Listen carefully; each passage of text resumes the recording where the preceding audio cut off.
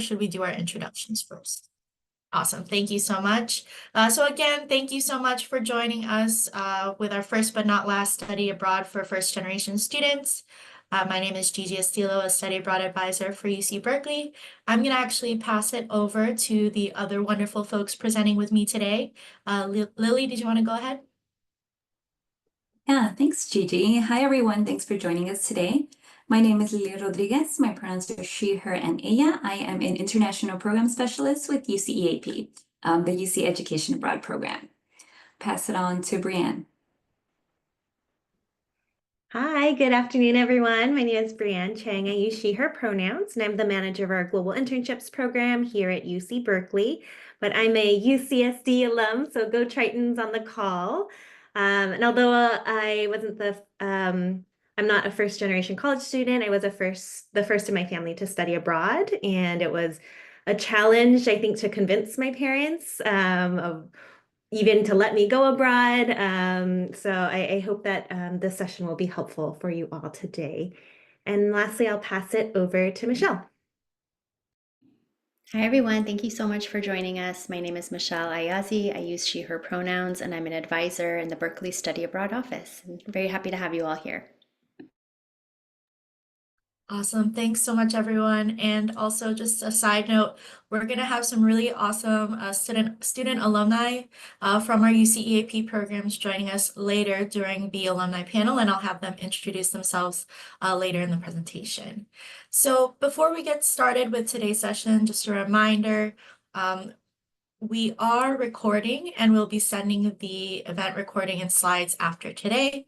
Throughout the presentation portion, we do kindly request that you keep your mic muted until we get to the alumni panel and open Q&A at the end.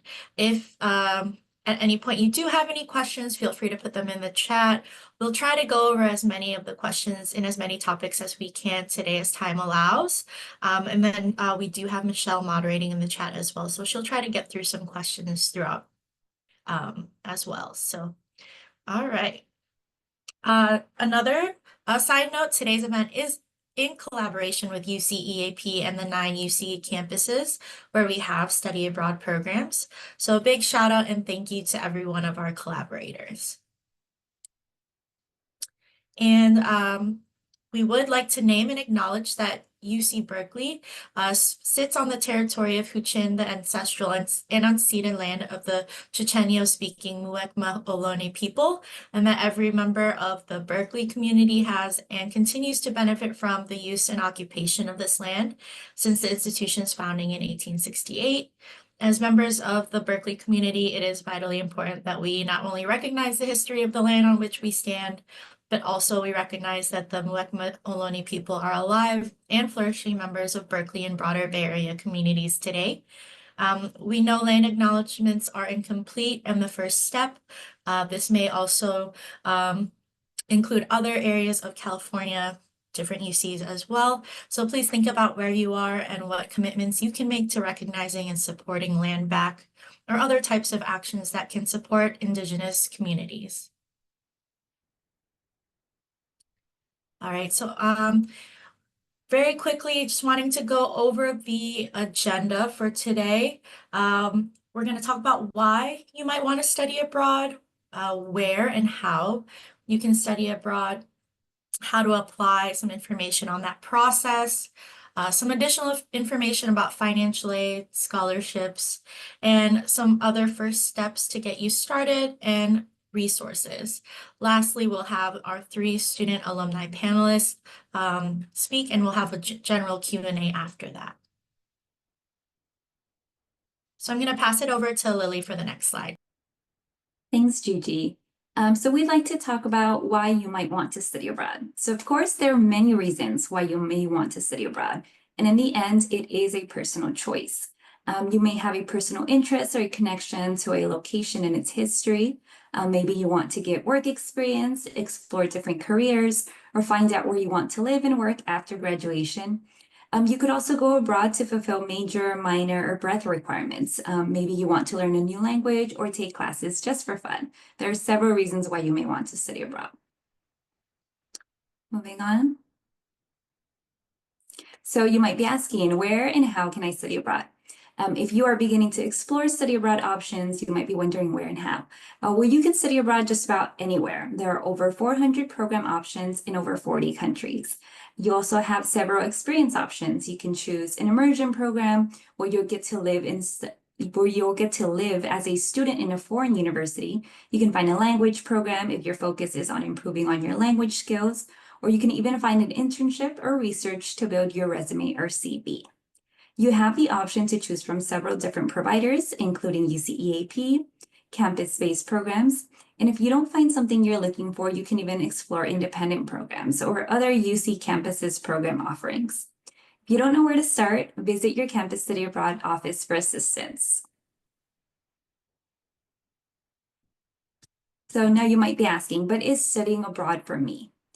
For first-gen students, it may seem daunting to be the first in your family to study abroad, especially when you're from a family that may have sacrificed and done everything they can to support your education here in the US. We'd like to remind you, though, that you already have what it takes to be successful at studying abroad because you have already successfully navigated your home campus. First-gen students possess the strengths of perseverance, the ability to navigate large institutions such as the UC. It can be challenging, and so can studying abroad. But your ability to forge this path you're on for yourself and your family is a strength and skill that has undoubtedly prepared you to do the same abroad. You're also resilient. Your generation has lived through a global pandemic, a recession, climate change, and you've been able to bounce back despite life setbacks and obstacles. Studying abroad will throw new challenges your way, and your resiliency will allow you to bend and adapt to cultural differences abroad.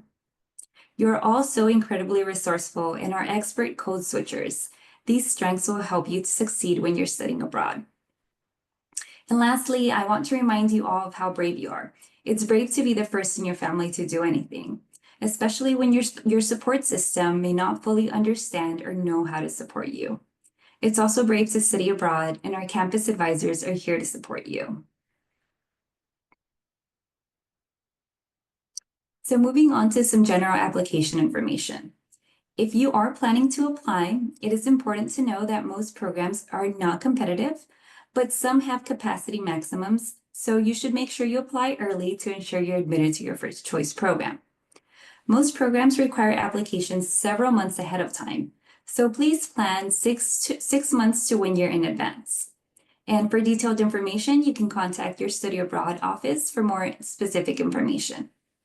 Now, eligibility for most programs is usually based on your class level, your GPA, and then some programs do have language requirements.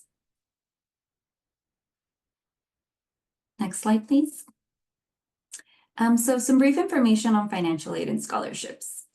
We understand that students are very concerned about the potential cost of studying abroad. The good news is that financial aid travels with you if you are participating in a UCEAP or UC campus-based program. Now, as a reminder, please make sure to complete your FAFSA or your California DREAM Act application. Make sure that you take a full course load while you're abroad. So this may be 6 semester units or 9 quarter units. One important note about the cost of study abroad is that program costs differ by location. So make sure to compare the cost of each program you're interested in. And then, of course, make sure to meet with your campus financial aid team. Additionally, don't forget that there are several scholarships available to you all, including the Gilman Scholarship. This is for Pell eligible students. There are several UCEAP scholarships as well as academic and departmental scholarships. And of course, check the scholarship section of your campus website for more information.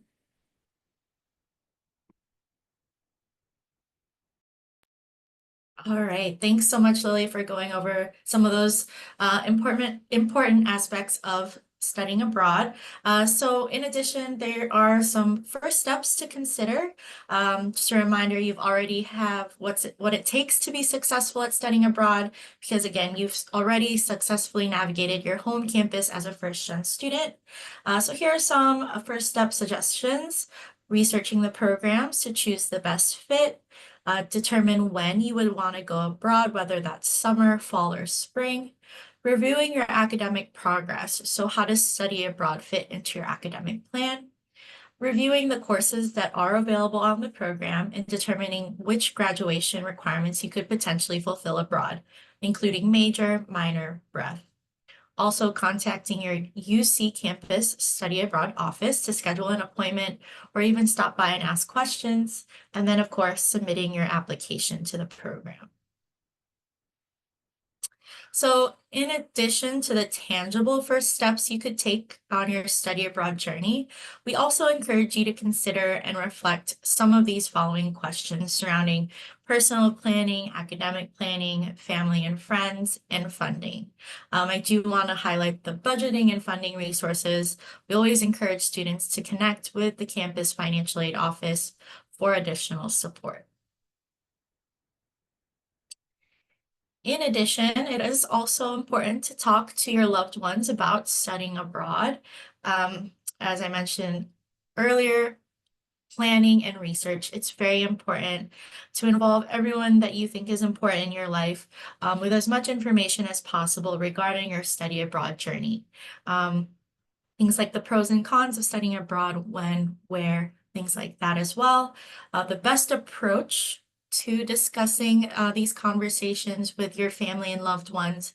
Sometimes it is difficult to take that first step, but I will mention in the next few slides some resources that might be helpful to you. Listening to understand, some other tips, making compromises. Your safety does come first. Showing financial responsibility and creating a communication plan. For the sake of time, I'm not going to go through every single bullet point, but those are some things to keep in mind, especially when talking to your loved ones.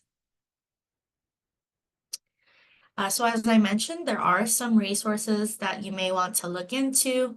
I believe Michelle may include that here in the chat.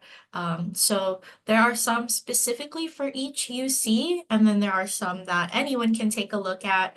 So closely review these resources and see if it's a good fit for you, or share them with your loved ones in case they would like more information on that as well. So I'll pass it over to Brianne. Wonderful. So thank you so much, Gigi and Lily, for all those wonderful resources and information. Now we're going to transition to what I think is the best part of our presentation and session is our student alumni panel. We're so lucky to have 3 alumni with us today. So if you could go to the next slide, please, Gigi. You can see our wonderful panelists featured here, but I'll allow them to introduce themselves and share their name, their major, and what program they participated in. So Amarisa, you want to kick us off? Yeah, for sure. Hi, everybody. My name is Amarisa Gonzalez, and I'm a double major in molecular and cell biology genetics, and now Spanish. And I did the Berkeley Summer Abroad program with Puebla and Mexico City this past summer.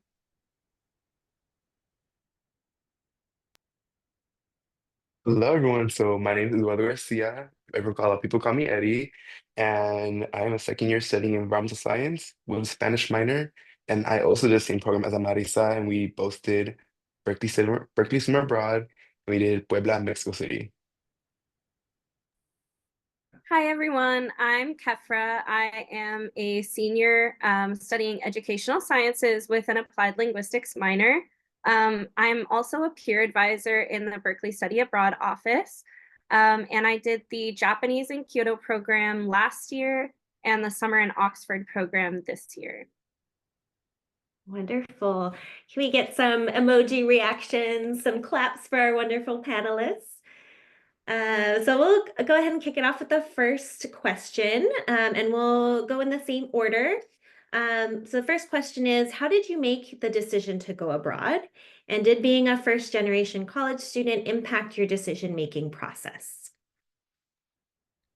Yeah, so I'm from the Central Valley. I'm from Fresno. Woo, for all my people from the Central Valley here.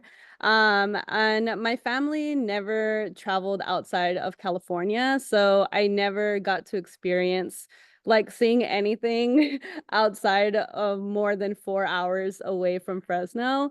And I really wanted to travel, but I also wanted to see the world in the safest way possible. And I also didn't know where to start when it came to traveling, like how to get around, where to go, who to go with. So that's what kind of led me and helped me choose to study abroad, because it was like the safest way possible. And like they plan everything for you, so you don't have to go through the stress of like figuring out transportation and what to do and who you're going to go with and stuff like that. And then for the second question, being first gen made me feel like it was almost impossible to like study abroad. I feel like growing up, I had always seen like families that like traveled all the time, like that had money to travel, and they already had experience with stuff like that. And I had never experienced that. So I felt like it was almost impossible for me to actually get out of the Central Valley or out of California. But I used that to kind of push me to work harder, and take the time to make a change in my life, right? Like we all are in control of the choices that we make and the opportunities that we take advantage of. And study abroad, I think, was the best opportunity that kind of came into my life. So that's definitely how it impacted my decision. So for me, what impacted my decision was that my mom actually grew up in Mexico, and so has my tia, and so they like had their whole education done in Mexico, and I have all my education done here, and so given the opportunity to like experience a day and like I would there was times where I'd send like photos of like the lunch menu, and mom would be like, "Oh my God, I remember seeing that when I was a little kid." So it's definitely the opportunity of just taking in a new culture, which it wasn't really too new for me since I'm from Mexico, but it was definitely the ability to actually go and experience it. And of course, in the beginning, I'll be honest, I had some self-doubt. I was like, is this actually happening? Like, I couldn't really believe it. I was because I'm also from Central Valley, so like I'm not used to like traveling to new areas and getting the opportunity to go like and do new things. And so I definitely had self-doubt in the beginning, but at the end, I feel very confident in traveling now and that, oh, I can actually do it and I don't have anything to worry about. It's just getting there. But definitely the study abroad program helped me like develop and be like, whoa, I did it. Yeah, so I had very different reasons for studying abroad for both programs. I actually studied in Japan my second semester here because I'm a transfer student. And I had basically applied to UC Berkeley and UC schools in general because of the UCEAP programs that I saw in Japan. And I really, really liked this one specifically. Um, and I really relate to what the other two have said. Um, I just really had always felt like I wanted to travel so badly. I've been learning languages since I was 9 years old. Um, just, in the hopes that I would get to travel to those countries someday.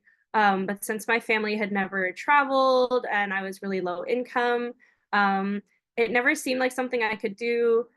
Even in high school, we had these study abroad trips that I could never go on, and it was really, really sad. And in community college, they don't really give you any scholarships to study abroad. So that also was not something that I could do. So yeah, I came to school hoping to get enough scholarships and funding that I could study abroad. And I was really grateful that I did. And I really just wanted to see Japan because I'd been studying Japanese for so long and really work on those language skills. For summer in Oxford, it's very, very difficult to get research opportunities on campus. So I thought it would be a good way for me to do research that wasn't competitive since all of the UCEAP applications are first come, first serve. So that's awesome. Um, being first gen, yeah, it just makes it so difficult to see yourself abroad. And so that's why I'm really glad that we're doing programs like this and slideshows, presentations like this to show you guys that like it's definitely possible to study abroad. We have done it. Yeah. Thank you all so much for sharing. I am just so inspired already by your stories and the bravery, the perseverance you all have exhibited to go abroad. I think you all are speaking to that sometimes that imposter syndrome, which is very real, that you all experienced. Um, and I want to ask more about what was your day-to-day life like abroad? Yeah, so we had breakfast in the morning with like our classmates in the cafeteria, depending on like who woke up earlier and who woke up later. And then we went to class for about 3 hours, with an hour break. It was like about an hour break in between our classes. And then we had the rest of the day to rest or to explore the city. And we usually use like the afternoons to do like homework or go out with friends, or also stay in with friends as well. Like a few like things that we did was like go to the movies. So we would like go to the movies and see movies in Spanish, which was great. So we saw like the Minions and stuff like that, or Inside Out in Spanish, which was so cool because we went this summer. Or like shopping around in the close by town that was right next to us, or going out to eat. And then also having a movie night like in the dorm, like with our friends, and cooking or ordering pizza, which is great. And like we would have movie nights like in the common area because where we studied abroad, we had like a common area on like the same floor of like our other classmates. And so that also helped us to kind of stay connected with like the US, or like stay connected back home, because we watched like High School Musical or the Hannah Montana movie, Lemonade Mouth, and then we also watched Under the Same Moon, which is like a Mexican immigrant story based in the US. So like that was like one of like my main highlights, is just like having our movie nights and ordering pizza like for like the afternoons or like the nights as well. So yeah, it's pretty flexible once you get out of your classes, which usually ended at probably around like 2 o'clock. So you kind of had the rest of the day to kind of just decide what you wanted to do. Yeah, that's how our study abroad was in Puebla. The only thing that I did differently was just that I'm a runner. So in the morning, I would wake up a little bit earlier because I believe class would start at 10 a.m. And so I would wake up around 7:30, go for a quick run, since there was a little area that we could run around nearby the school, like or like right in front of the school, but also the school had an all-weather track. So like best believe I was getting some track workouts done there. But yeah, it was just mainly I had my little workout in the morning, getting some food. The main adjustment that we just were a little shocked by, which it was just that in Mexico, some people don't eat their main meal like lunch or dinner. They eat their main meal at like 3 p.m. So like we would all go to class and then had a little break between class, and then we would just go and have class again, and then just have like our big meal of the day. And we're just like, this is gonna be a little interesting, but we were just like adjusting to it, and we had fun with it. And then after class, we just study, go get some food. I know there's some really good like spots nearby that we discovered and we absolutely loved. And we just enjoy living over there because we were able to immerse ourselves within the culture. So that, which is one of the big important things about study abroad, y'all. Immerse yourself within the culture. Yeah, so for the program in Japan, it was an intensive language study program. So I had a bunch of classes I was taking. So I had class Monday through Friday, I believe for at least 4 hours, if not more. It was probably more than that, but I can't remember. Um, and then well, in the morning, I would usually go to this little shop that I really, really liked. It was this rice ball shop that was owned by this old Japanese couple, and they were just super nice. And so I'd always pick up breakfast there on my way to school. And I mostly just went to class, and then I would study at a cafe with friends afterward. And then on the weekends, we would usually travel to different parts of Japan. Or I was really fortunate in that the friends that I had made on the program all lived on the same floor of the dorm as me. So we would have like little sleepovers and little get-togethers all the time, and that was super, super fun. When I was at Oxford, uh, there were a lot of classes as well. So most of my day would be taken up by classes. I think it would be almost like a full-time job. Like, um, I would wake up early in the morning and then I wouldn't be really finished studying or with classes until later in the evening. But then all my friends and I would get together at a cafe or in the common room and study and talk. And it was just so much fun to travel and see all the different cafes in both countries. I feel like that's where you get to try the food and you get to see the vibes and kind of people watch. So it's really interesting. Thanks so much for sharing. It sounds like you all had full days with classes, but then also time for your own self-care, exercise, movies, hanging out with friends, and exploring. Um, can you talk more about the classes that you took and how did you fit them into your academic plan? Some folks in the chat are asking about how you manage the workload and the class requirements between studying abroad and perhaps what you need for your degree. Yeah, so originally I was pursuing a Spanish minor, and I took Spanish 25, which is a requirement for the Spanish minor and major, and then also Spanish 123, which is like an upper division elective for the Spanish department, which also counted towards a minor or a major. And both of those classes counted towards the minor, which ultimately led me to being able to double major as well because me taking them over the summer gave me like a boost. So that like helped me stay on track with my original academic plans because I did take it over the summer, so I didn't have to rearrange my schedule too much since those classes were already required for what I was originally pursuing. So it was actually like the perfect fit for me. I had originally applied for the UCEAP Mexico City one, but those classes weren't going to count towards my minor or my major. So I was just going to do it just for like fun. Oh, so sorry. The lights turned off. They're like motion sensors. But then Berkeley Summer Abroad developed the Puebla and Mexico City program to fit requirements for minors and majors in Spanish, which like went hand in hand. So that's how I fit them into my academic plan. So for me, I always knew that I wanted to do like a Spanish minor. And so originally I was going to take classes on campus in the summer. There'll probably be more STEM related classes because I was originally planning on having like one class a semester for Spanish.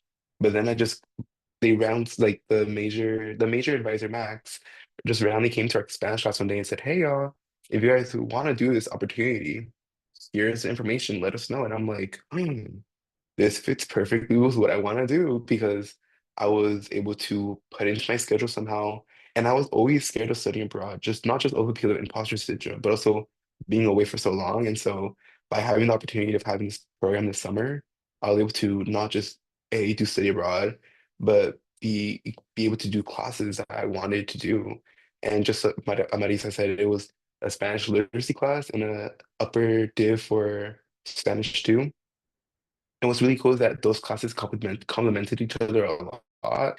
And so I believe we had a little bit more like it would, we did the Spanish 25 class, which was Spanish literacy, but they incorporated more of like Webland to it. So like with the place we were studying. So we also had a few culture trips to like actually see what we like were talking about in class. So that's definitely something I found really cool since, you don't get that in a regular class. But other than that, yeah. You just have to plan honestly, because if I wasn't planning in January, I don't know what class I would have done in the end. Yeah, for me, when I was in Japan, I took 14 classes, but they were all pretty like 2 or so units. I took 10 Japanese classes, one Japanese culture class, class on business Japanese, which is like, using Japanese and to communicate in with different people. Um, and I did an independent research project as well. And then I took an international and comparative education course. Originally, I was a Japanese major when I applied for the study abroad program, but I pretty quickly changed to be an education major when it was made available. So I ran into some issues with my academic planning, but I was able to extend my time here for an entire year. So I'm actually in my 3rd year as a transfer student right now. Um, and that allowed me to go to the Oxford program as well. During the Oxford program, I took a class on ethics, which is completely outside of my major. I actually signed up to take a class within my major, my applied linguistics minor. It was forensic linguistics, but then I ended up dropping it because I just didn't really like the class. And I figured Oxford is very, very difficult. So I didn't want to be stuck taking a class that I wasn't passionate about and then getting a really bad grade. So yeah, I swapped to ethics and I loved the class. It was amazing. And then my second class, I did another independent research tutorial with a mentor. Wonderful. Thanks so much for sharing about your class load. One thing to call out as well is that Marisa and Eduardo did campus-based programs that are unique to the UC Berkeley campus, but are open for all UC students to apply to. As well as our UC campuses each have their own individual programs. So you can see what is offered and built specifically for your campus student population. And then Kefra participated in the EAP programs, which is the umbrella program for all of our 10 UC campuses. So the class selection does vary by the program. Sometimes it's set curriculum, as Amarisa and Eduardo had in the Puebla program, or there are courses that you can choose, as Kefra mentioned. So the next question I have is, what challenges did you face abroad, and how did you overcome them?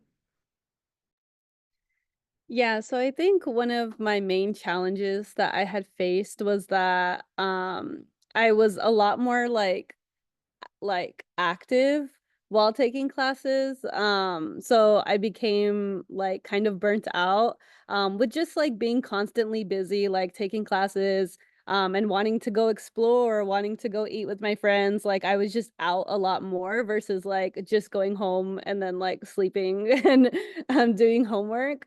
And so the way that I overcame that was I like would take a rest day to kind of replenish my energy and like catch up on like homework or things that I needed to do. I feel like taking rest days while you're studying abroad is like so like vital because you're in a new country, so like you just want to like go, like you want to see everything and do everything. But also that like takes a toll on you over time, right? It starts to hit you kind of like after 3 weeks or 2 weeks. So yeah, like I would just take a rest day during the weekend or during the week, and stay connected with my professors too. Like if I wasn't feeling well enough to like go to class early in the morning, like I would let them know that I would probably be a little bit late, just so that I can kind of get myself together to kind of like relax and not feel as stressed. So that was one of the challenges I had faced. And then also like I missed some of the food options from like here in California, right? Like I missed like fast food or like restaurants that I would always go to, like Thai food and stuff like that. So a way that I kind of overcame that was like we had nights, like all of us together, like so me and like the friends and like Eduardo, like we would all like get pizza, or we would get KFC, or like try fast food chains like in Mexico, because fast food chains are different in every country. And so it was kind of a way to like still have the food from back home, but also in a different way, which was like fun to kind of like try out as well. And then another challenge that I faced, which like I feel like this is definitely a learning curve. But basically we took an Uber, or a Didi, that's what they're called in Mexico. That's like the driving platform that they used. We took a Didi to a place that we didn't know was super rural. And we actually couldn't get an Uber back to the dorms. So just because you can get an Uber somewhere doesn't mean you're going to be able to get an Uber back.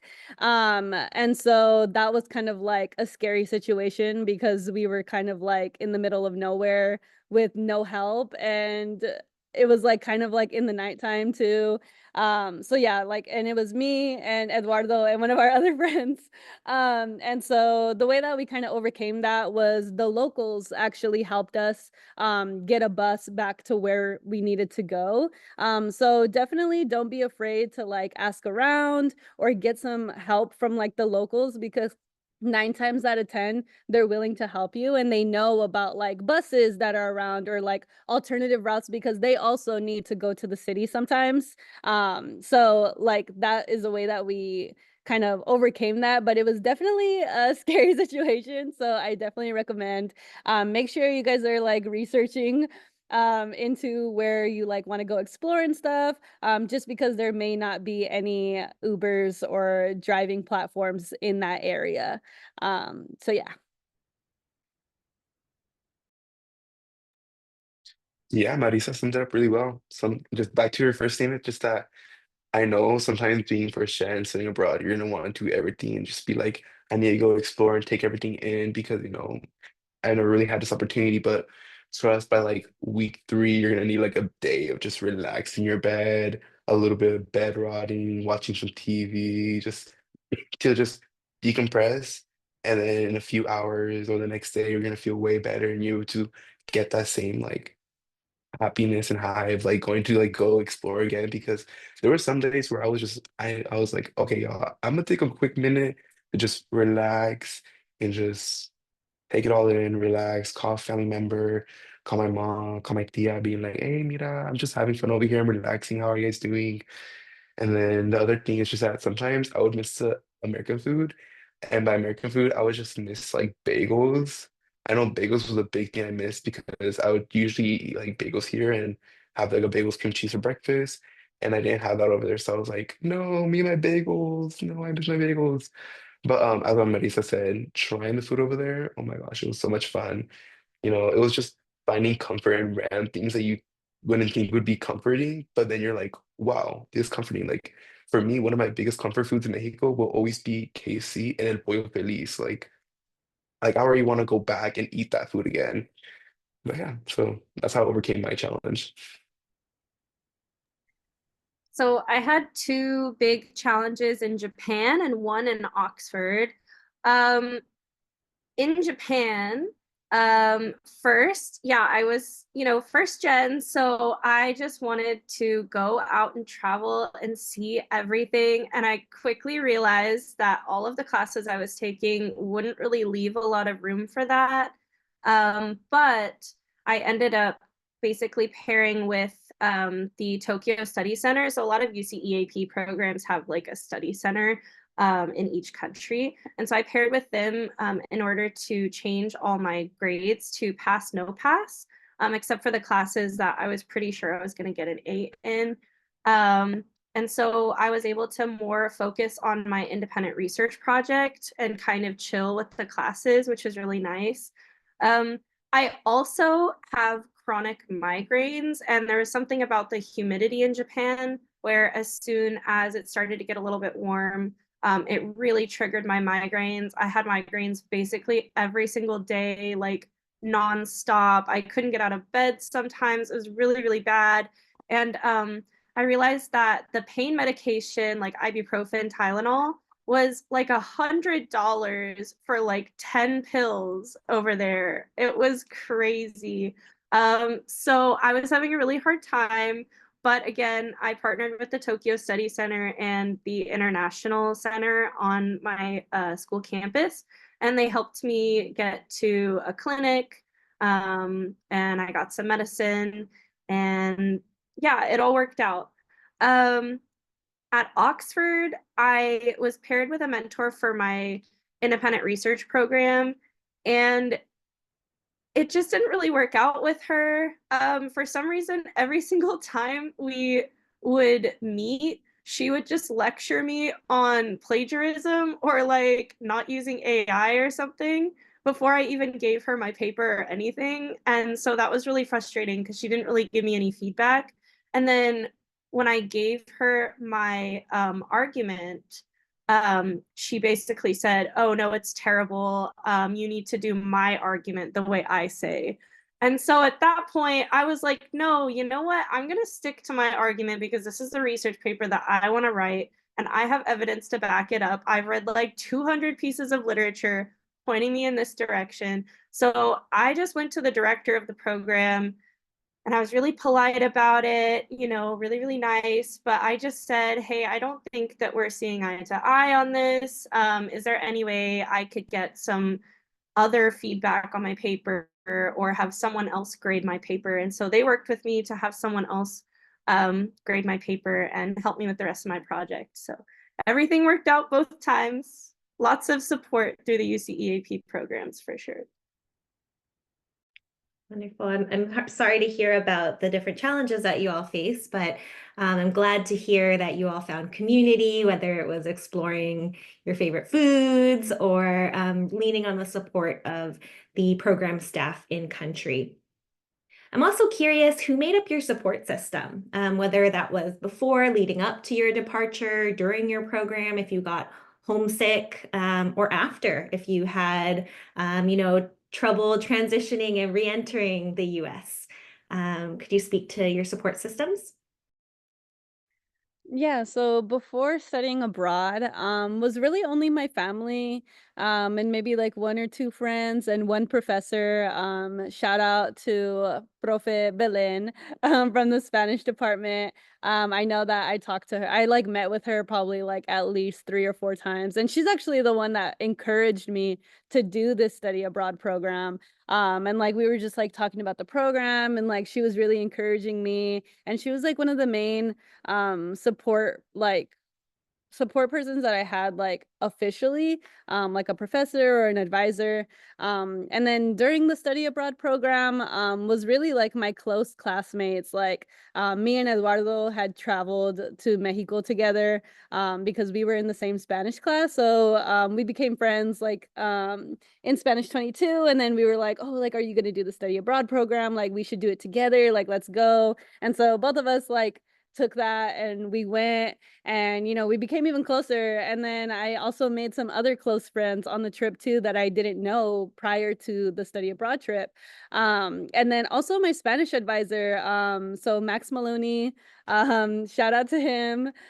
He's a Spanish advisor for the Spanish department. And so he actually came to Mexico City with us, and he was hanging out with us, and we would go out to eat, and it was giving us advice. And then my two professors, that were our professors in the program, they were like, oh my gosh, like our one of our professors, he was like our dad. Like he was so sweet, like always made sure that we were okay, always checked in on us, like, "Hey, how are you doing?" Always like encouraged us, like, "You guys are doing so good, like you guys are really understanding the material." And like anything we needed, like he would go out and like buy us bowls or buy us towels. Like he just bought us anything that we needed that we didn't have in the dorm. And like he was like our ultimate support system, as well as our other professor. Like they were like a tag team. So they were like our parents, which I really, really loved. And even now, after the study abroad program, the close friends that I made on the trip, like I still talk to them. Like me and Eduardo are still close.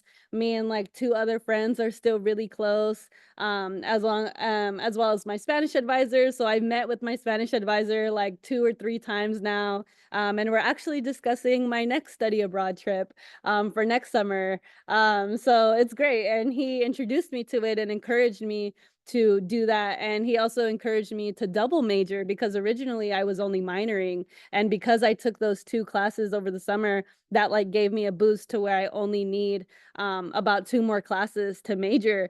So that was great. And then even one of my professors, like we still keep in contact to this day. Like we've gone out for coffee, like we've just talked, like he's given me advice. He's written me letters of recommendations. So it's been really great. And I actually last night, I just got back from a trip to Hawaii with one of my friends that I made in the program. So like she invited me to go with her to have like a little spontaneous trip after midterms to Hawaii. And so we were in Hawaii from Thursday until in the middle of the night last night. And it was so fun. So just having like connections like that, like I made so many connections and I feel like it's just growing and growing the more that you get out of your comfort zone.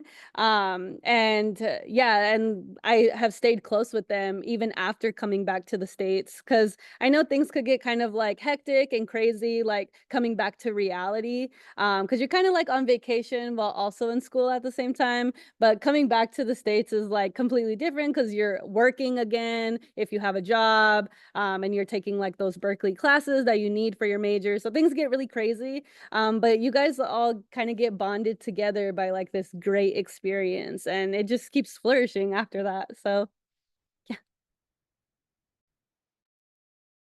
I know for me before I went to study abroad, it was definitely my mom comforting me, being like, "Mijo, like it's gonna be good. You're gonna have fun. You gotta do what you gotta do. Just give me that like kind of like immigrant parent like not agreement, but like that immigrant parent understanding of being like, I know this might be scary, and I know this is something new to our family, but you should go do it and take this opportunity." And so that was able to be like make me feel more comforting and more like okay with like, okay, I'm gonna go do this program, everything's gonna be good, I'm gonna have fun, I'm gonna have the best time of my life. And I did have the best time of my life. And then I also had, as Marisa said, our professor, Profesora Belen. She was the best. Her and my other professor for Spanish, they were definitely very like supportive of the decision to study abroad, meaning like you guys are gonna like have fun, go and have fun for us. During it, definitely the people in the program because we would just always talk together and just be there like a little family. We even had like a moment where we made a friend over there who was studying who was studying at the university, but he was actually a student from I believe Arizona. And so that was really funny. And so it's definitely just, having community within each other. But I also would still call my friends from home because I had this one gay friend from home that we would just like always catch up with. And I didn't have any gay people to talk about in Mexico. And so I was like, oh my God, girl, guess what? And so it was definitely just keeping people that you talk to on a normal basis. Every once in a while, take some time, talk to them. I was talking to my mom, FaceTime my aunt, be like, mira, mira, tía, mira que, look what I brought, the little purga, being like, just showing off something I did in the day, being like, look at this cool thing I did, or look at this cool thing I went to go see, and just showing off stuff that I was so shocked and being like, whoa, cool. And then coming back, I know that I was really exhausted when I came back, and that I literally because I flew back into San Francisco airport, and then my friend was staying in Berkeley for summer, so I went to like go give her a hug when I got back and just chill and just think of us being like, "Whoa, I just did that." So it's definitely the friends before and before study abroad being like, "You did that, period." And then just definitely still seeing people that I study abroad with. Like for example, I was walking in one of the buildings on campus, and I saw one of them study abroad, and then just sparked up a conversation, being like, "Oh my God, how are you doing?" Like long time no see.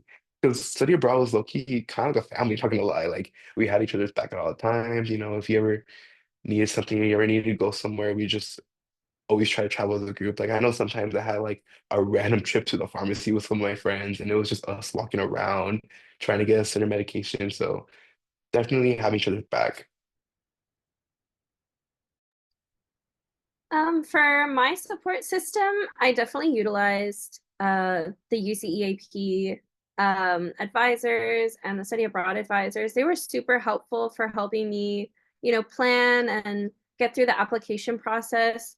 But I do think I had kind of a, I guess, unique experience abroad because I'm a former foster youth, so I don't really have any family that I can talk to. And I noticed that pretty much all of the other students did. So that was a little bit hard for me because, I didn't really have anyone to check in with about things, or like, if my financials went wrong or if something went wrong, there wasn't really anyone who could send me money. Thankfully, I did have my husband, so I called him periodically. And basically, my best support system abroad, I'm so grateful for this, especially in Japan, was the fact that a bunch of us at the orientation that they had at the school just clicked immediately and we became really good friends. The same friends I said were on like the same dorm floor and everything. And we really just did like everything together, and we would travel together, and if we were having a hard time we'd have like a girls night out or whatever, like do our nails, get some food and watch a movie, and that was really, really special. And I'm still friends with basically all of those people today. We talk all of the time, so that's amazing. And at Oxford, I ended up clicking with another friend group there in orientation. I don't know how that works, but just, you just find, I guess, the people who you feel connected to. And it was really helpful to, be in an environment where, the Oxford program is pretty prestigious, and it's a little bit the requirements for it are a higher GPA than most. So most of the students there were really, really dedicated to their academics. And that was a really good environment for me to be in, because in Japan, I felt like I slacked off a lot. But in Oxford, all of the students were really there to study and to get good grades. So they kind of kept me in check. And that was really, really nice. Wonderful. Thanks so much for sharing about your support systems, both at home with family and best friends that you could call, and then also the wonderful new friends that you all made abroad as well. So to close us out, the last question I have is there anything else you'd like to share about your experience as a first-gen student abroad? Or perhaps another way to phrase that is, you have a nugget of wisdom to share with other first-gen students who are hoping to study abroad. And to hopefully touch on some of the questions in the chat, students are curious about things like budgeting, phone plans. So if you are able to speak to that, please do as well. Yeah, so it was truly, truly life-changing. It has led me to like continue traveling and studying abroad while I can. It's also pushed me to even think about minoring in Spanish, and now I'm even majoring in it, right? When I was, because also a transfer student, I was only majoring in genetics, and then after I started taking Spanish classes and then studying abroad and everything, I'm like, oh, now I can add another degree to what I'm doing. And then it's also like pushed me to think about living abroad after I graduate from Berkeley. And now it's even incorporated into my plans to where now I have a job in a research lab in Mexico for when I move there. So now I plan to move to Mexico for 1 to 2 years before I go to grad school, to live in another country and to like gain research opportunities and just connect and kind of get out of my box of the US, right? Like have a whole different life experience. So yeah, it's definitely changed my life for the better. Now I'm getting another degree, and now I'm gonna move to a whole nother country for 1 to 2 years and just live life and be happy, and then go to grad school. So yeah, and then like when it comes to like phone plans and like budgeting and stuff, I have AT&T. So AT&T like has like $10 a day pass if you want to like use your data, like data roaming. And so I just would like use my internet, but they wouldn't charge me for using my internet. They would only charge me for if I like called. And so I would definitely recommend downloading WhatsApp. WhatsApp is definitely really helpful when you're abroad, so that you can call each other without getting charged for it. And you just use like your internet for that.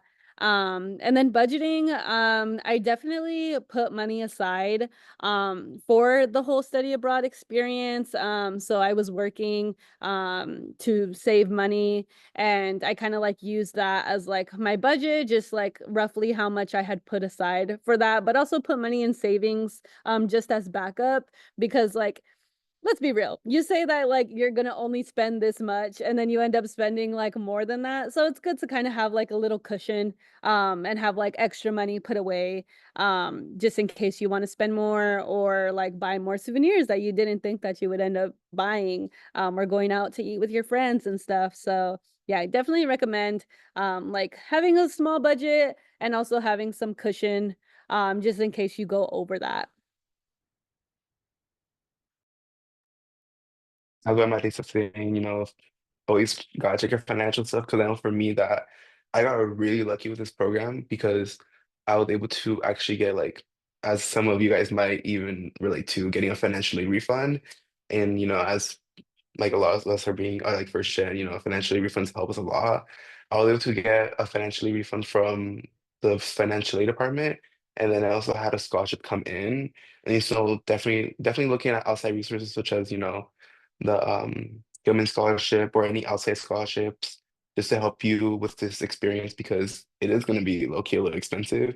However, the experience is so worth it. Like I know for me, I was able to bring back little culture attire, like little sarapes and stuff like that for my family, and it was like so many cool things, and it's just like wow, like I even brought back mole, which if any of you guys know, it's like a fancy dish in Mexico. It's so good, and I literally was like, "Mom, what do you want me to bring you back?" And she's like, "Bring me back some mole," and I was like, "Girl, I got you. I got like three different types of mole," and it's just paste with spices to mix it with chicken. And so it's definitely, having some extra money just to move around and do things that you really want to do since, this is like low-key a once in a lifetime experience, honestly. For other stuff, I had Verizon, which honestly was so helpful because Verizon would just back off to either Telcel or Movistar, which is the carrier in Mexico. And so I did have to pay for, I believe, using internationally wise. However, there was times where like I'd be the only one in the group who had service because of Verizon. And because of that, I would be the one ordering the DDs and the Ubers just to go travel around since, Verizon has really good coverage, honestly. And then lastly, um, I have my notes here, do it for those who can't. And the reason why I say that is just because I know with my family, like my mom immigrated to here to America. So it's definitely a crazy experience of being able to, do something that she was never able to do and things that we never even thought about. How like, oh, I am actually gonna leave America for a little and I'm gonna go study somewhere else because I'm given the opportunity by the UC system. And it's like, whoa, this is a cool experience. And so it's definitely just something very heartwarming, heartwarming because it's something that some of us might never really have ever thought about, experiencing in our life. And so I'm like wanting to hear a little bit about it just because, it's such a crazy experience that some people will never be able to, well, not crazy, but like for example, my family, they never really get to travel at all. And so me being able to just represent the family, going to travel is just something very warming to our heart, just being like, yeah, I got to go do this. See, mom, look, mom, look what I'm doing now. And so I don't know where I'm leading with that, but it's just some people can't do it, do it for those who can't. Love you, mom. Yeah, I guess I just want to say that studying abroad definitely changed my life too, the same as, the other two were saying. Um, my research project that I did in Japan is actually what I'm going to be expanding on in grad school. So that specific research topic is what led to me even wanting to apply for a PhD and having something in mind.